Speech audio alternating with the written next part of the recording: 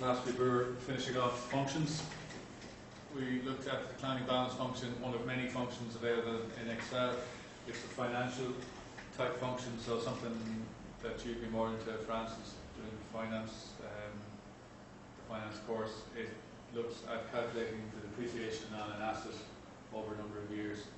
Anybody remember what specifically it does or how it does it? What's significant about the way it calculates depreciation, the declining balance function? There's two types of depreciation you can calculate in accounting. I remember this from the doom recesses of my past when I used to study accounting in college. There's a straight line depreciation method and the declining balance method. Straight line depreciation is where you depreciate an asset by the same amount every year, which isn't very good really, because an asset will always lose more value in the beginning of its life. Like if you buy a new car, it will lose more value in the first 2 years than it will in the next 5 years probably. So straight line depreciation doesn't work very well for things like machinery or cars. Declining balance function calculates depreciation so that it puts more depreciation in the early years and less in the later years. And there's actually a big formula around figuring that out, which you can do it on paper, but it takes a long time to do it. The declining balance function takes all that work away from you. All you have to do is feed it 4 pieces of information. Can anybody remember what the pieces of information you feed a function are called? Arguments, yes. The declining balance function requires 4 arguments. You have to tell it the original purchase price of the asset, how much you expect the asset to be worth at the end of its life, how many years you're going to keep the asset for, and which particular year are we calculating. So in year 1, depreciation for year 1, the year number will be 1. We're calculating depreciation for year 2, the year number will be 2, and so on. So you feed those 4 pieces of information into the declining balance function, and it does all the rest for you. So when you're setting up a spreadsheet, it's useful if you can set up a spreadsheet in a way that just makes it easy to use a function. So kind of set these things up in line. So the purchase price is the first thing we need to feed into the function, so that's 34,500 in B4. How much we expect it to be worth at the end of its life is the second thing we need to give the function, so that's 8,500 in B5. The expected life, we're going to keep it over 5 years, so that's B6 referring to 5, and then I've just typed in number 1 as the year number, so that's going to calculate depreciation in year 1. And then when we copy that function down to the other years, we see that the declining balance function calculates much more depreciation in the first year, and particularly the first 2 years, and as the years go on, depreciation gets less and less, which if you think about it makes sense, because a 34,500 euro car is going to lose a lot more money in the first few years than it is in the last 2 years. So that's the declining balance function. Any questions about that? No? Here I just looked at a cleverer way of doing it. The problem with typing in the year number 1 is that you then have to edit that in each function, so I'd have to change it down here to 2 and then 3 and then 4 and then 5. It's not very efficient. So we just looked at another way of doing it where we have the year numbers over here to the side, and then instead of typing in the number 1 here, I put in F4, which is reference to number 1, because F4 is a relative cell reference. When we copy it down, F4 will become F5, so in year 2 it'll automatically update. And why have I made everything else absolute? Can anybody tell me? Because you don't want them to move, you only want the year to move. Yeah, exactly, because every time I calculate depreciation, I need to refer to these 3 numbers: 120,000, which is the purchase price, 20,000, which is the disposal value, and 8, which is the number of years. So I've locked them down: $C, $4, $C, $5, $C, $6. So when I copy the function down, it always refers to these 3 cells. But I haven't made this one absolute. F4 I've left a relative, so that when it goes down to the second year, F4 will become F5, which is 2. And then when it goes down to the third year, F5 will become F6, which is 3, and so on. So that's, if you're clever about the way you set up your spreadsheet, you can make your life a whole lot easier in terms of copying and updating stuff. And that is the depreciation on the machinery. So it's, you can see there, the difference between year 1 and year 8. In year 1 there's almost 25,000 euros worth of depreciation. In year 8 there's 5,000 euros of depreciation, so it's a fifth. And can anybody remember why depreciation is so important for accountants and accounts? Well, The VAT, is it? it's not that, no. Ryan, what's your Insurance, no? Insurance? Yeah. No, it's that when you're doing your annual tax returns and like you show how much profit you made, the more costs that you can include, the more it reduces your profit, the more your tax liability reduces. So they can use that 24,120 to reduce the amount of tax by that amount. Have you been doing it, remember? Oh, absolutely. Yeah, oh God, yeah.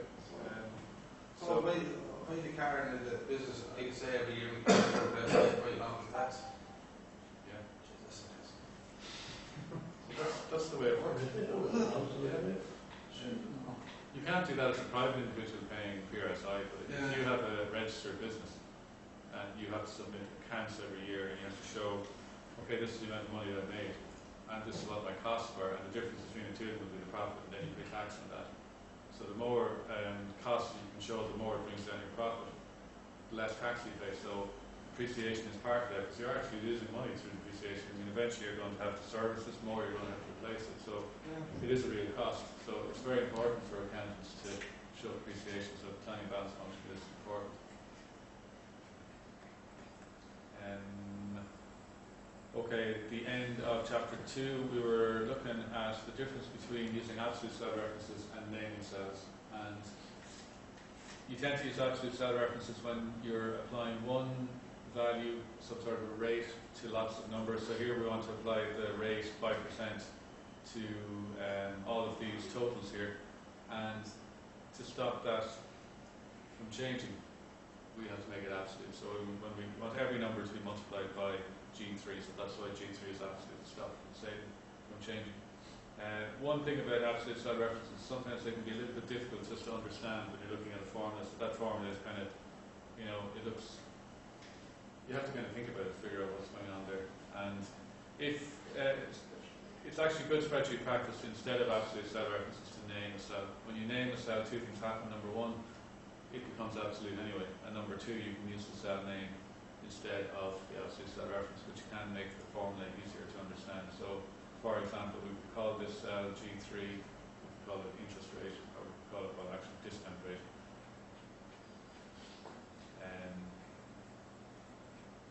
Same slide. To name a cell, we use this thing here, which is circled in green. Can anybody remember what that's called? It's called the name box in Excel. It lives just above the grid, so if we rest the mouse over there, we'll see that's the name box. The name box tells you the cell reference of the current cell that you're in, so 9 in G11, 9 in B13. You can also use the name box to assign a special name to a cell. And when you do that, you don't have to refer to G3 anymore. You can refer to the name that you've given the cell. So I call it discount underscore rate.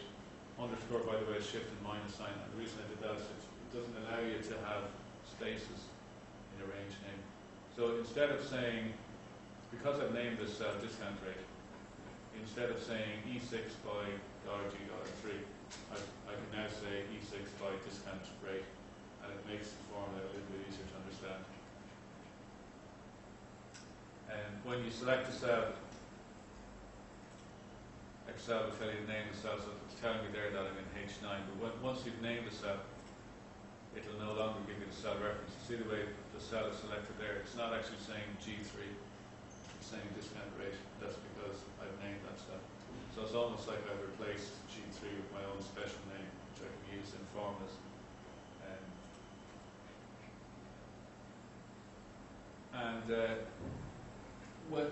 To use a cell name in the formula, you just type the formula as normal. So I've started there, equals E6, which is the €3.80, multiplied by, and I started typing in discount rate. And as soon as you do that, it gives you a list of things beginning with D, one of which is discount rate. So then all I have to do is select it by double clicking. So it's very easy to write a formula containing cell name, and there you can see the formula is, well, it might be much easier to understand than the one we saw earlier on. Like that formula there is difficult enough to understand,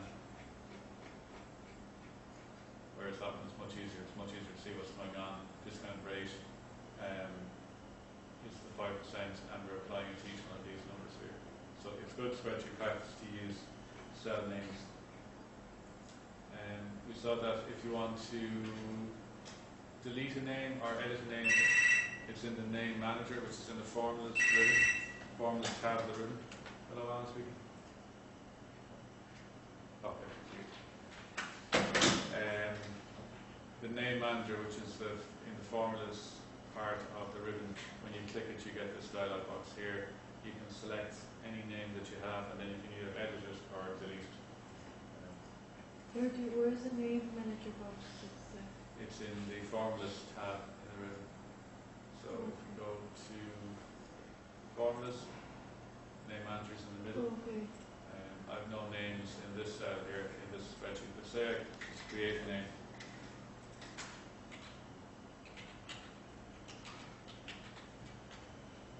Say for some reason I wanted to name this cell, so the cell is E7. To name the cell, click in the name box, type in the name, you must press return. That cell is now called rate. But say I wanted to delete it, go to the name manager. There's my name there, called rate. It's telling me that it's in sheet 1 in range in the cell E7. Notice that it automatically makes it absolute. So I can delete it just by clicking delete. Yeah. So the name manager is in the formulas tab of the ribbon.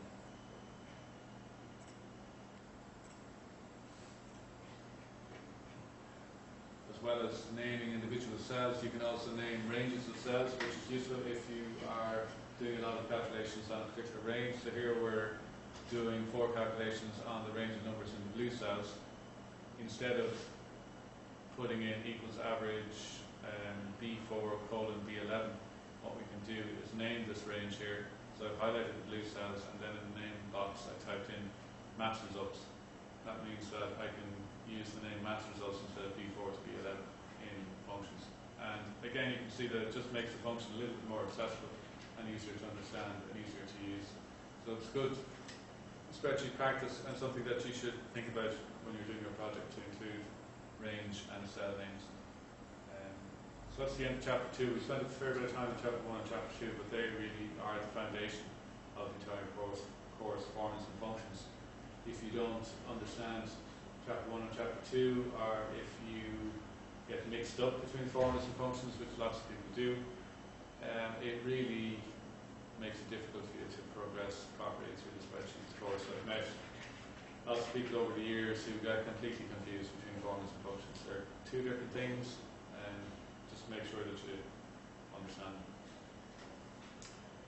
Chapter 3 then, we'll finish off today, looks at a number of things. It looks at the structure of an Excel file, and it looks at linking data in multiple worksheets, and then it looks at setting up custom styles to format spreadsheets. So just a few kind of technical terms. An Excel spreadsheet is called a workbook, and it's made up of worksheets, individual worksheets. So the sheet 1, sheet 2, sheet 3, they're the worksheets. The original spreadsheet, Lotus 1, 2, 3, and VisiCalc had only one worksheet, and I mentioned last week when I was working in my first job in the Reader's Digest, I was doing this big spreadsheet project, and I mean, nobody had come up with the idea of multiple sheets yet, so nobody was going around complaining about the fact that there was only one sheet, but it was such a big spreadsheet that I was down in row 1,000, and Colin 1,000, and it was just so hard to find my way around the spreadsheet, but I didn't know any better at the time. That's the advantage of having multiple worksheets. If you fill up a screen, rather than having to scroll down and right and stuff, just go on to a new worksheet and then link it back to the original worksheet. You can add worksheets to a workbook simply by clicking this Insert Worksheet tab, so you can keep on adding as many worksheets as you want. The default is 3, by the way. Every time you create a new workbook, it has 3 worksheets. if you want to delete worksheets, then you just right click and delete them. Or if you want to delete a lot of them, actually, useful thing is to hold down Control on the keyboard, and I'm just clicking each individual sheet, and because I'm holding down Control, it's actually selected all of them. Then I right click any one of the selected sheets, and it deletes all of them. Outcome is 3, is that because of input output? Um, Or It's funny, in the previous version of Excel it was 16, 16? yeah, and I remember doing lectures here. I mean, I'm like a prophet really, and saying to people, I don't know why they put in 16 worksheets. Does anybody here ever use 16 worksheets? And no, nobody had, so I never, and I used to always say, like, I actually think 3 would be a good number of worksheets in a workbook, so they also must have heard me. But it's just a number that somebody decided somewhere. I think it's actually a good number. It's not really to do with input, process, output. It's just to do with, you know, that maybe they did a bit of research and maybe they found that that's the number of sheets that most people use. I mean, there will be applications where you need a lot more than, actually in the old version of Excel, the maximum number of sheets you could have was 255 worksheets, which I always thought was a little bit limiting because, say, you were a business and you wanted a separate worksheet for every day of the year, then you couldn't do that with 255 worksheets. Does anybody know what the number of worksheets you can have in the current version of Excel is? So the old one was 255. No. The answer is it's 10? what? 5, 10? No. The answer is it's unlimited. You can do as many as you want. The only thing that limits it is your computer memory. Eventually, like, you run out of memory, but you wanted an awful lot of worksheets before you run out of memory. So in effect, there's no longer a limit to the number of worksheets you can have, whereas in the previous version itself is 255. So a workbook is made up of worksheets. I think a good way to understand that is to think of a copybook. The copybook is like the workbook. As you turn pages in the copybook, it's like going from one worksheet to another. Each worksheet has 65,536 columns. I safely say that nobody's ever going to use up all the columns in an Excel worksheet, but it's important to understand how they work. It goes all the way over to Z. Anybody know what comes next? Z, A, or Z1, or A1, or AZ, or AA. AA what? So this is Z1. What's the next cell to the right called? You're on the right track, by the way. AA1, yes. So after Z it comes to AA1. Then it keeps on going, it goes all the way up to AZ. What thing comes next? BA1. Keeps on going until it gets to ZZ1. I'm using the name box, by the way. You can use the name box to go to any cell. So I'm typing in the cell ZZ1.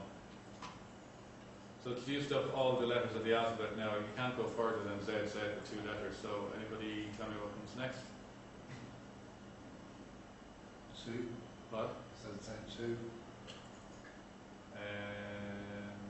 No. This is ZZ2 here. Alright, yeah. ZZ2 would be going down, but we're going to go across. 1A, no, the letters always come first. So it has to go on to 3 letters, so the answer is AAA1. Right? And it keeps on going until it gets to 65,536 column, and does anybody know what the name of that column is? I might get this wrong now, but I think it's XFD or something 1, or X, something like that. Let's see. Yes. XFD1. That's the last column in the spreadsheet, and that's column number 65,536. That's how many columns there are. Does anybody know how many rows? Obviously, if you keep on scrolling down, see the rows keep on going there at row number 300 and so on. What's the last row? 1046. It's a bit more than that. 10,000. But 1048. 576. Excellent. 1,048,576. See it there. 1,048,576. So that's the number of rows in the spreadsheet. So it's got 65,536 rows and over a million columns, I should say, and over a million rows. So if you were to draw a picture of the spreadsheet, this, by the way, is called the spreadsheet window.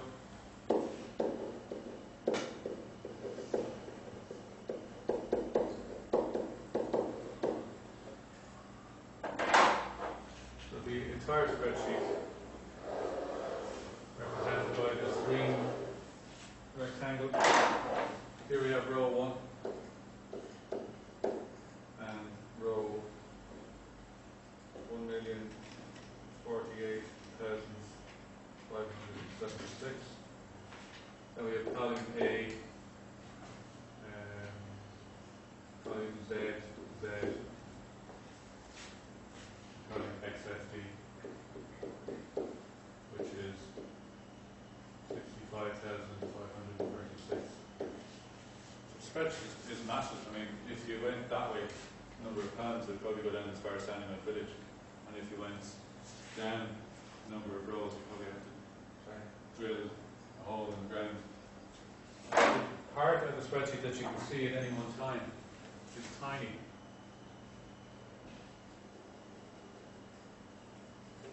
So, and that's called the spreadsheet window.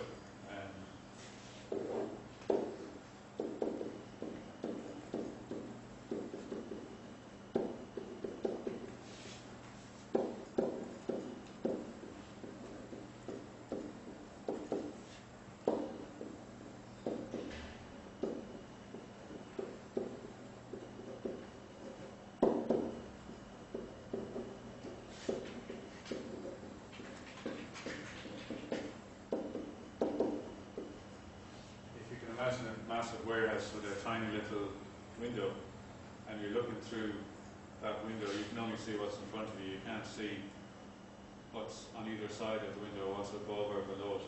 And that's where they came up with this concept of the spreadsheet window. It's like it's like getting a little tiny glass and putting it over a big mat or something. You can only see what's directly underneath it.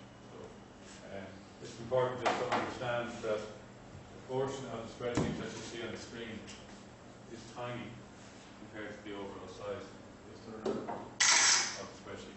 Is it true that there's going to be a program built into the spreadsheet File simulator. called Devil's Wall? And apparently it's going to be some mad code, it goes into the thousands. Yeah. You find this anyway, and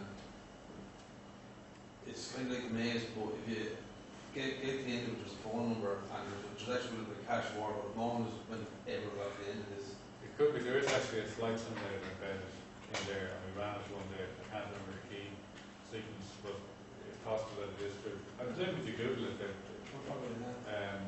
probably some key sequence that you have to press. And maybe the cell pointer has to be in a certain cell when you're pressing it. But I can say if you Google that later on, you'll find out. It's only a lad that told me about it. Just never heard of it. Yeah.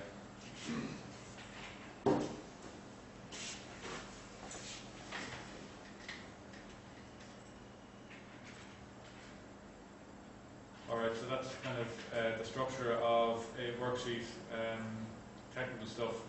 And then we just looked at the bits and pieces that are important to understand in relation to a Excel file. So we already talked about the name box. The name box will tell you where you are in a spreadsheet.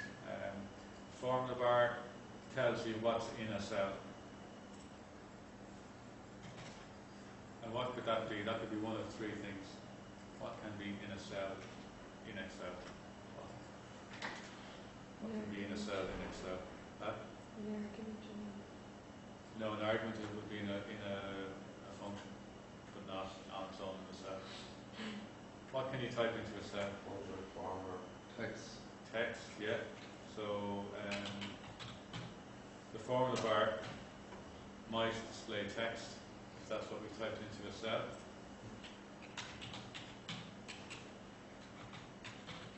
What else can be in a cell other than text? Numbers. Numbers, yeah. Symbols. Huh? Symbols. by symbols of text. Text. Yeah. So if you've entered a number in a cell, the formula bar will display that number. And what's the third thing that can be in a cell? Text, numbers, and brackets. No, brackets are part of either a formula or a function. Brian, you mentioned it a minute ago. Functions. Yeah, formulas and functions. So three things that can be in a cell: text, numbers, or formulas and functions. So here we make a formula to subtract the costs from the sales, calculate the profit, 45,000. But notice that because there's a formula in this cell, the formula bar is not displaying the number in the cell, it's displaying the formula that creates the number. Whereas this is a number, so the formula bar is displaying the number, and this is text, formula bar is displaying text. When you have either a formula or a function in a cell, the result of that formula function is displayed in the cell, and then the actual formula function is displayed in the formula bar. So I'll just make a quick slide on that. Oh, stop for a cup of coffee on the way up, and Steve Mountain Pass in the Himalayas, why not?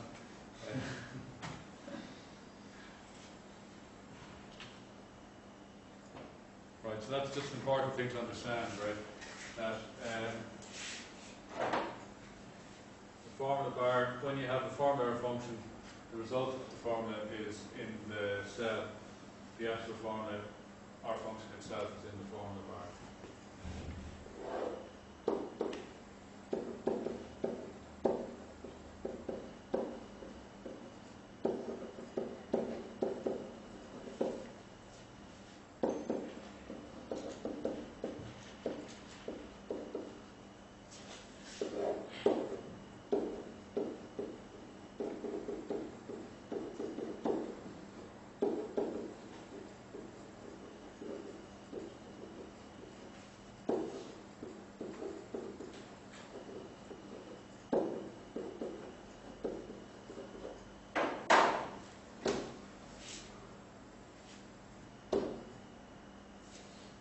Turn it down.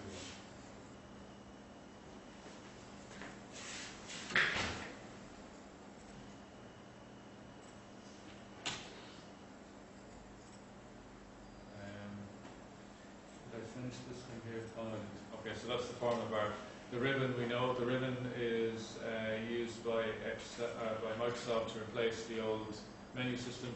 The ribbon in Excel is divided into 7 different groups, and you'll find, I think this is a sign of good design, you'll find that most of the time you're in the home ribbon, the home section of the ribbon. So they put the most common commands in the home section of the ribbon, and then you might find yourself the odd time going to other parts of the ribbon. For example, earlier on we went to formulas to look at the name manager, but most of the time you'll be in the home section of the ribbon.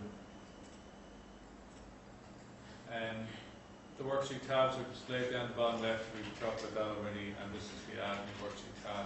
The status bar, where it says ready, is just gives you some minimal information really. As you select the cell, the status bar says ready. When you're typing stuff in, it says enter, indicating that you're typing something in at the moment. It'll also have, I think it tells you whether caps lock is on or off, but I can't find, or num lock, actually it'll tell you whether it's on or off, but I can't seem to operate num lock on this keyboard. I've just turned on caps lock there, but it doesn't give me any information about caps lock. I'll just try and turn on num lock.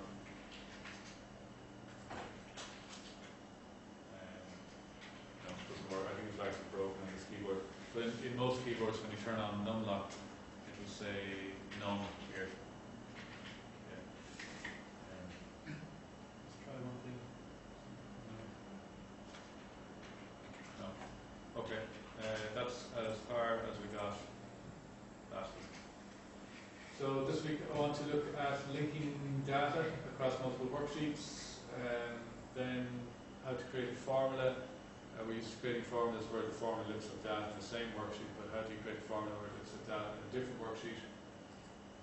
We look at styles, try and get that done by 5 to 10, and then after the break we start into charts, which is chapter 4.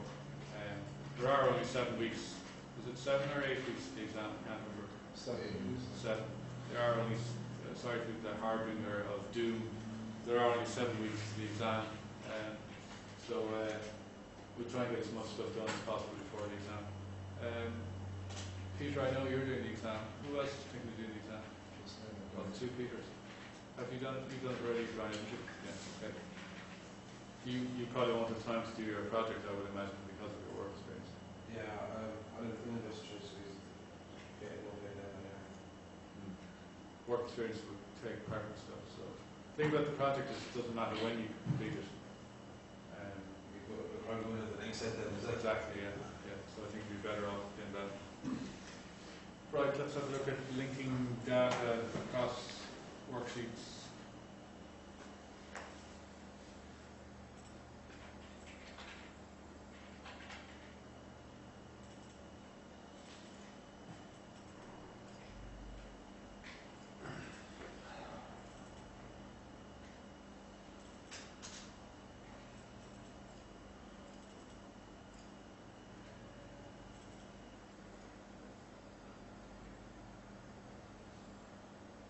And they're on chapter 3. Okay, this one's better. Right.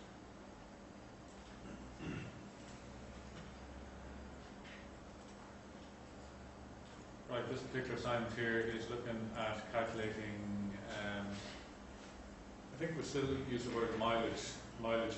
You can't really see, say, kilometerage allowance, even though it's all done in kilometres these days. But it's, everybody gets, that should be rate per kilometre. A rate per kilometre that they travel, and there's 3 different salespeople: Joe Murphy, Sheila O'Shea, and Tom Doyle. And then we want to bring all their information together using linking formulas in a 4th worksheet. So we're just going to do some basic calculations first, and then we're going to link all the data together. With numbers, it's probably best just to centre everything. I think it just makes it a little bit easier to understand. So we just centre all of that there, and just to make this easier to see, I'll just put a different background colour on that. And maybe we'll wrap the text as well. You can see some of the text doesn't fit in. That just makes it a little bit easier to understand. And maybe we put a grid on that, so I can just use the borders, all borders. Just makes it a bit easier to see it. Maybe we put the name in a different colour and make it bold and bigger. That's a really useful button there. Do people use that button? You can, like, instead of selecting a number from a font, you can just click that and it will increase or decrease it until you get to the size that you want. I actually find that really useful. Alright, so we'll just go through this. So firstly we want to put in a linking formula here to link from this cell back to that cell, so that it reads the kilometres of the previous evening. So Joe parks his car in the garage. There's 25,271 kilometres on the clock when he goes to bed. So presumably when he gets up in the morning, that's going to be the same amount of miles on the clock, unless he went driving while he was asleep or something. So can anybody tell me, how do I link to that cell there? I just want this cell to read in this number. How do you do that? Equals, Yeah. C3. Yeah. So again, just to reiterate, when you're writing formulas or functions, never type cell references. Always click. So it's so much safer. Equals C3. So that just reads in that number there.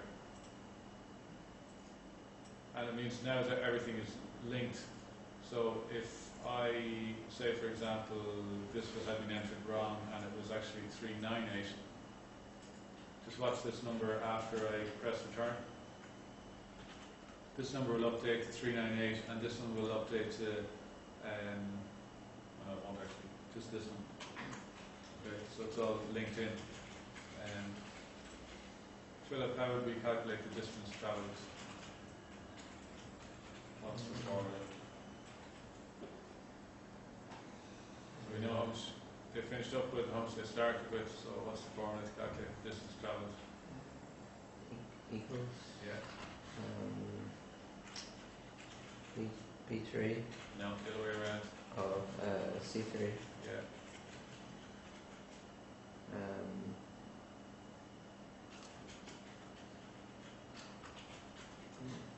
Not too sure. Peter? Subtract Yeah, minus minus B2 of B3. B3, yeah.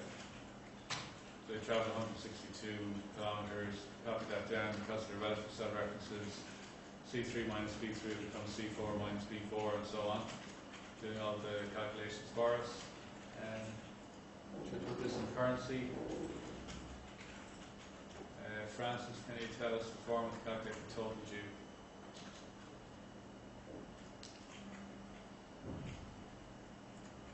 So he travelled 162 kilometres and he gets 85 cents per kilometre. It's just equals E3 by D3. Yeah, D3 multiplied by E3 gets 137 euros to 70 cents for his trouble, which ain't bad. Copy all that down. Here we can use a function to add up the distance travelled. Peter, at the front, can you do that? Yeah, it's equals sum Yeah, equals sum. F3, Oh, we did the distance travelled first. or sorry, D3 Yeah, down to D7. yeah. So you travel a total of 744 kilometres. Now we also want to get the total due here. Instead of going to type sum again, what I can do is I can copy that formula. Now I can't drag it to the right because I don't want to add up the kilometres. So you just click copy, select the destination cell and click paste. And because I've copied across two columns, the D3 to D7 will update to F3 to F7 because they're relative cell references.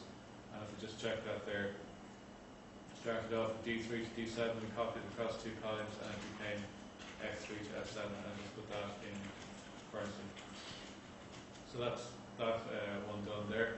So to make it easier for us to calculate, do it for this one and this one, all the sheets have the same structure. So I could, for example, highlight the formulas of the distance travelled and click copy, go to sheet 2, click that cell and click paste. Copies the formulas across. So it's still C3 minus B3. Now it's come up with mad numbers because I haven't put in this yet, so I have to do equals C3 and copy that down. Do a bit of formatting, wrap the text.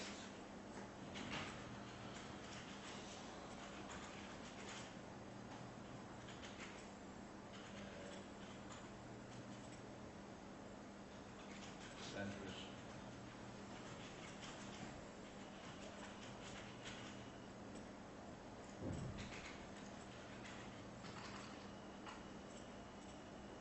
Okay, so that's just a formula I copied from one worksheet to another. In the same way, I can copy this formula for the total due, so just highlight those cells, click copy, go into the other sheet and click paste, and it copies the formula across. Then I can put in my sum function. Remember, don't type in cell references, and then that's the function, so I can copy that now and then paste it. See here. I need to put it in currency, and I need to put this in currency. So when you have how much did she get? For the mileage, like, basically, you definitely get saving a fortune there, you are. What is the standard kind of rate per kilometre, say for the civil service these days? It depends on your engine size, isn't it? Right. Does anybody know? I think it's about €1 a mile. Yeah. So like, I think this is actually realistic. Yeah. In fact, it's probably a bit conservative. So I mean, if you are doing a lot of driving, you do get a fair bit of money But that money, like, and it's kind of linked to the depreciation thing earlier on. You've got to pay for all your servicing and all sorts of stuff. So it appears like you're making a load of money for nothing, Yeah. but most of that money will probably actually go back into the car, and then your petrol and all the rest of that's about that as well. So, That's not some price, isn't it? It's not some price, 168 well, a year. yeah, I was cycling past the petrol station this morning, and I was wondering, okay, when is it? Will it be next week? It goes to 170, and I think at the beginning of the year, or well, I was probably going at the beginning of the year. In February, I think I said here in class, I bet it would be €2 by the end of the year, but it looks like it'll be €2 by summer now. Yeah, September, yeah. September. People go to Europe. Yeah, stress. Well, there's nothing to be done about it. It's a dwindling resource. But lots of people who are commuting long distances to work are going to have to rethink. Yeah, it's practically everything's on board. The milk, the bread, Oh, everything, sugar, yeah. taxis, buses. The whole shebang, yeah. Let's just quickly set up this sheet here. So I'll just do a quick bit of formatting.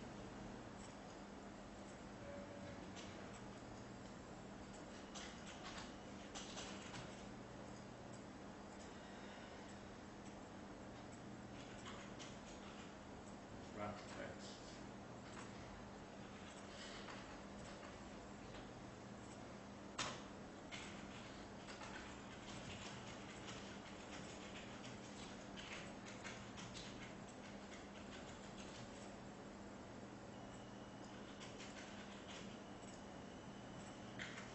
Okay, so again, I can copy the formulas across. So the distance travelled, which is C3 minus 3, B3. And just one point, when you are setting up multiple worksheets, it's really good just to have everything in the same cell. So because everything is in the first one there is D3, the first distance travelled, and in sheet 2 the first distance travelled is in D3, and in sheet 3 the first one is in D3, and that means I can very easily copy things across. So Peter, that's something for you to think about when you're doing your project. Yeah. To have every worksheet the same structure as all the other worksheets makes it much easier to link stuff together. So I can just go to sheet 2, highlight the forms for the distance travelled, and click copy. Because everything is in the same cell in the other worksheet, I can just click paste. And similarly, I can do that with total due as well. So just highlight those, copy, click, paste. What does that mean when you see those? Yeah, the column isn't wide enough, so I just double click and it'll adjust. Some functions are also in the same cell, so that's cell D9. We go to sheet 2, we can see that's D9, so which means I can copy from one worksheet to another. So I can just click copy and just go to the other worksheet and paste it. And then I can copy it within this worksheet, so I want to copy it over to here, copy, click, paste. So if you spend a bit of time just thinking about how to set up your spreadsheet and making it structured, you can save yourself an awful lot of time in the long run. So it is worth like planning out your spreadsheet project and thinking about it rather than just, most people just want to sit down and start playing with Excel. If you do that, you'll probably end up taking longer. Now we need to put these in currency. But when you have multiple worksheets in a workbook, you should always name your worksheets, and at the moment these are not named. So two ways of naming a worksheet: you can either double click and type in the name. So we call this Joe Murphy. And once you've named it, you can see it just makes it a lot easier to understand what's going on. So it's good practice. Or if you don't like double clicking, just right click and then left click, click rename. I find it faster to double click.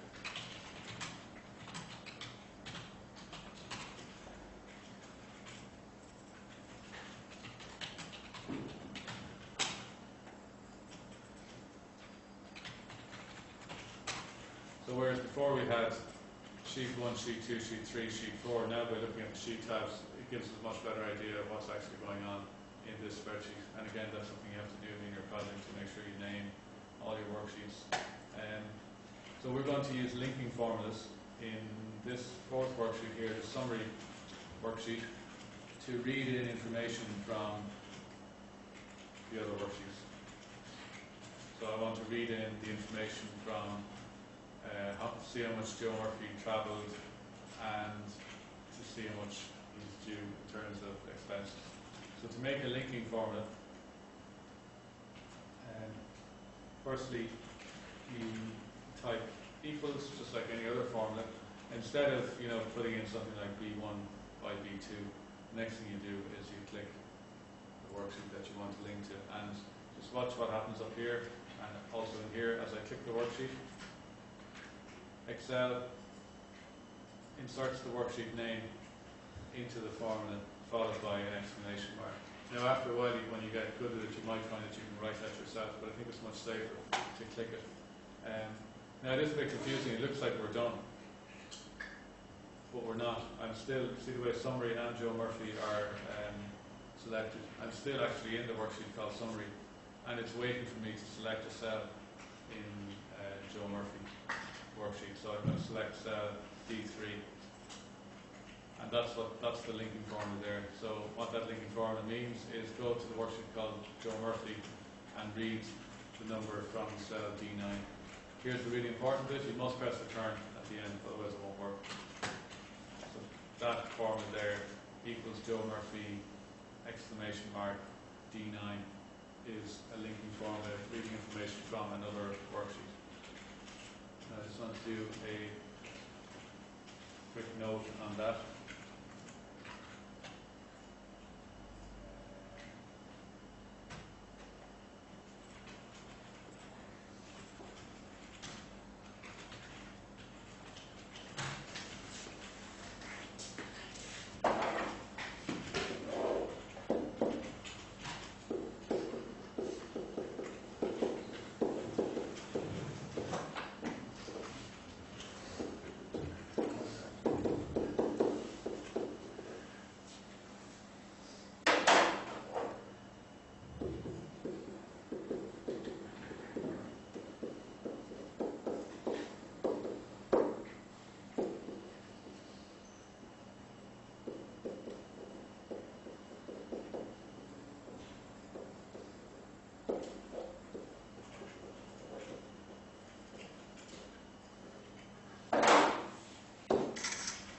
So the good thing about that then when you link to worksheets is that it's dynamic. So 744, because we have everything linked up by formulas, say I put in a bigger amount for the last day's travelling, I put in 26,000. So his mileage increases to 891, his expenses increased to 757.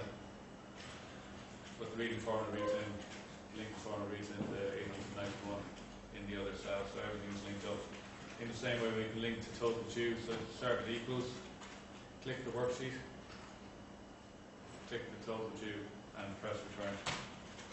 Again, if I change that back to something else, 25, 746. It's now 637 and 541. And that's updated automatically in the other worksheet because it's linked.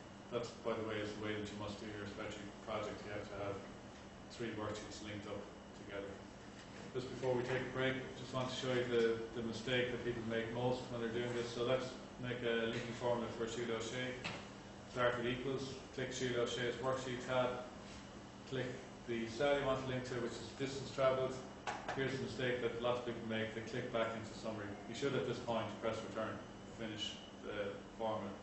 But if you click back into summary, just watch what happens. At the moment it's correct, it's saying equals worksheet called Sheila O'Shea D9, but if I click back into summary, now it's saying summary D9. So I press return and I get 0 because it's just linking to cell D9 in this worksheet, so that's not finding anything. So when you are doing linking formulas, type equals, click the worksheet, click the cell, but then you must press return at the end.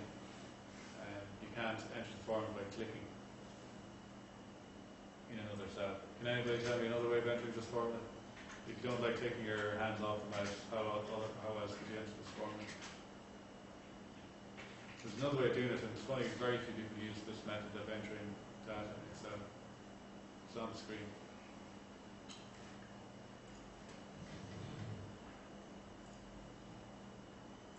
Nobody knows? You can click this button here. It's like a tick symbol, and it's just like taking your hand off the mouse and reaching to the keyboard. That's like a physical movement, and it's probably more efficient not to do that and just do that. That's the same as pressing enter. That's two ways of entering linking formula, or any form actually. Right, take a quick break for 5 minutes.